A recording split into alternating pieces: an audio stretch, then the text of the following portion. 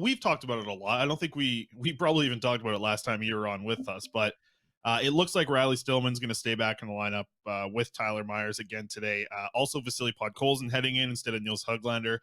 Where do you take as the biggest takeaway here from what we're going to see in the lineup tonight against the Vegas Golden Knights? And what one change would you make if you could make one? Yeah, I mean, I think the one change that we'd all be in agreement on that we've mentioned in the past is the decision to have Stillman in the lineup. Period.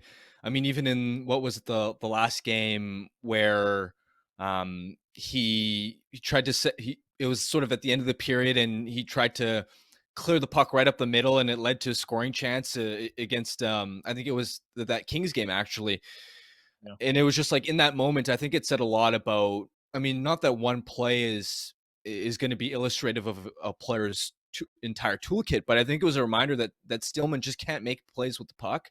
He doesn't have, and it's not just being able to handle it and having the stick handling ability, but the decision making and the game awareness where you have the puck behind the net. There's like 2 seconds left. Just rim it around the boards in that instance, right? You have to have, if you're a defensive defenseman, physical sort of guy, you got to have at least one of the two in terms of puck handling or smart decision making. You can't have both. Otherwise, you just can't be trusted. And that's where Stillman, even without the puck, you see sometimes with his defensive reads, especially below the hash marks, that he's out of position sometimes.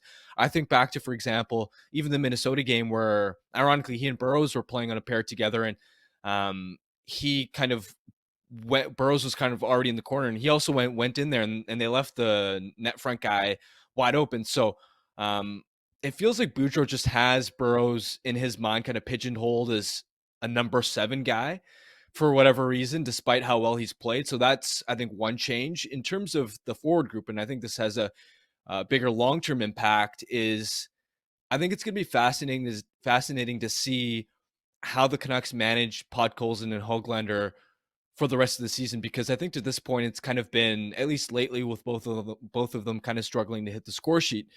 You can see that they're kind of rotating in and out of the press box. I think in Podkolzin's case, he's played really well, and it's a case of, yeah, in the last few games he maybe hasn't had his confidence, but I think he's been due for better luck.